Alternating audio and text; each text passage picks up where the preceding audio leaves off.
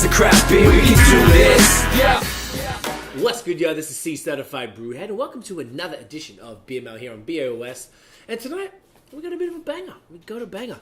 So, huge shout outs to Lost Craft. Shehan is the homie. I was saying to Tiff before, we actually haven't done a Lost Craft beer mail. I was wondering why. I think it was kind of, we were just starting the beer mail stuff when their last beers came out. So, I reckon that's probably it. But there's been a few new releases recently, so I figured, you know what, I'm going to rock my Lost Craft hoodie and the camo snapback right there. Get into a couple of new beers. So these ones, we won't be cracking them open tonight because it is their, I guess their flagship beer called Revival. I've heard them pronounce it Revivale, which technically is how it's spelt, but it's kind of weird to me, so I like Revival. So basically, these are just the new cans. So the regular can now has the gold top, which I think is extra sexy, and this is definitely one of the best looking cans in Canada. So works really well. Now this can, I was a little disappointed. I was waiting for these two beers recently. So this can, they actually did its Revival as well, but they did it specifically to support the Raptors in the finals, and now the Raptors are knocked out of the finals. Fuck it, no big deal. But real sexy, got the 6 on the front, very OVO-esque, which is Drake's label or crew or whatever.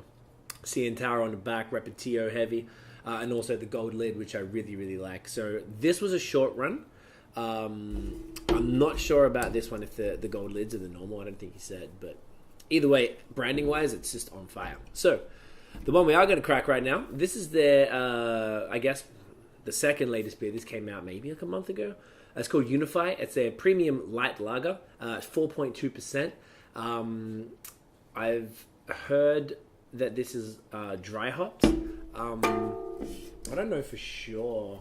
I can already kind of smell the hops coming off this one. So a dry hop lager isn't exactly something that's sort of, I guess, Lost Craft has sort of been pushing towards. And to be dead honest with you, like, because Shehan is my friend, and that's also why I'm sort of, it's one of those things when you start making friends with people in the beer industry and you're kind of like, well, you don't want to overly support them because it seems like you're being biased and stuff, and then you end up not really supporting them as much. That's how that shit goes. So, I honestly bust his balls, you're welcome, every opportunity I get, cheers, to do beers that I like. Dry hop lager. This is most certainly dry hop, like, so much fruitier than something like Revival, which is sort of like a Kolsch anyway. So technically this is a lager. It's crystal clear. Yeah, so I bust his balls. I told him to do dry hop stuff. I'm telling him to do some hazy stuff. And I did a collab. I did like a new session in the IPA with like Big Rock or something. I haven't tried it, but I keep putting my taste in the brewer's mouth. Pause. So, light lager, 4.2%, Unifeye. Get in ya.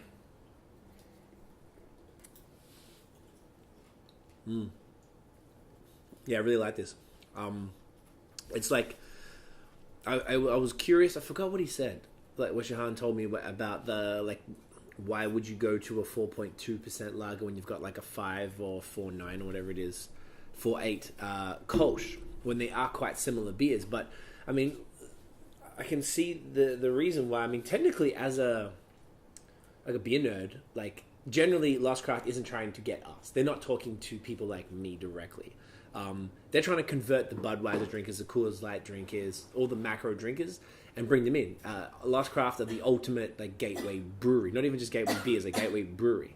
For them to do this 4.2% light lager that is dry hopped, I mean, it's not super strong dry hop, but it's definitely got more of a fruity hop aroma than any sort of standard, Pils lager or whatever. Yeah, it's super crushable, super light. This is like a patio thing all day.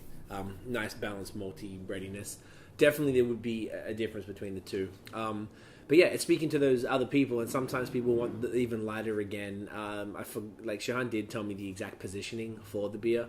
But yeah, I think it's a fantastic beer. And breweries like Lost Craft really don't get their like the daps, their like props in what they contribute to craft beer, because depending, like something like BAOS, we talk to you guys, about all sorts of different beers, and we are coming from, like, Scott and I and anyone involved, we're all just sort of beer enthusiasts essentially. We're not, Cicerones or BJCP, or we're not, accredited in any way.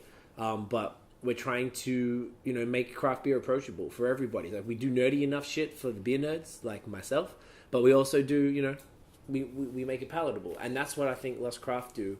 And because the beer nerds are mostly the people we see talk about beer, because that's how it goes, they don't get the props, and people sort of used to write them off as just a marketing company and stuff, which is very much being proven otherwise. They're 2.5 years deep, absolutely killing the game. So I've got nothing but respect for Shehan and the whole team for killing the game. But this is a really good beer. So yeah, that is Unifeye. That's available now at LCBOs anywhere, and it's definitely going to be probably one of the big push for the summer. Now this beer is an interesting one. Now this is the beer that held up the review in general. So this is called Kalm with a K. It's a mango session ale. So I tried this with Shehan when I guess 2 months ago. It's to nearly late May now, and he was happy with it as it was. It was pretty chill as far as the mango, because you see mango on the label there, and you think it's going to be intense. Now he said that most of the people, because he has a real light palate, so most of the people in the office were like, no, there needs more mango. So there's a version with 50% more mango, but I don't know if this is the 50% more mango version based on the date on the can, because this was actually canned before we went there. So I think this is the same batch. So it's actually a little on the opaque side there. It's 4.1%. They're just calling it mango session ale, small batch. So this is not available in LCBOs. Inspired by the Caribbean and South Asia. So summery, refreshing, patio crusher. There's definitely mango on the nose. I'm not sure if it actually puts mango, aseptic mango puree in there and stuff, but either way, let's find out. Get in here.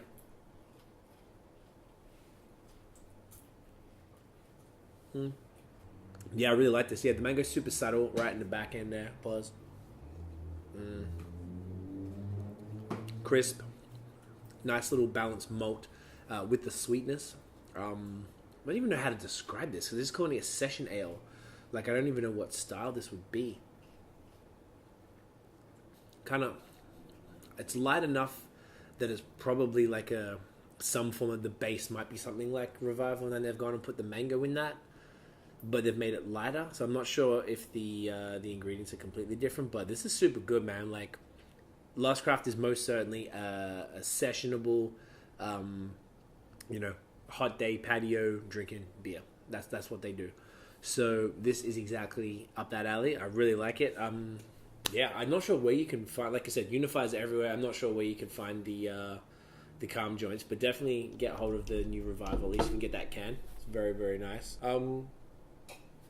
That's it, y'all. If you enjoyed the episode, chuck us a big fat thumbs up. Hit subscribe below. Hit that notification bell so you know when we drop the new.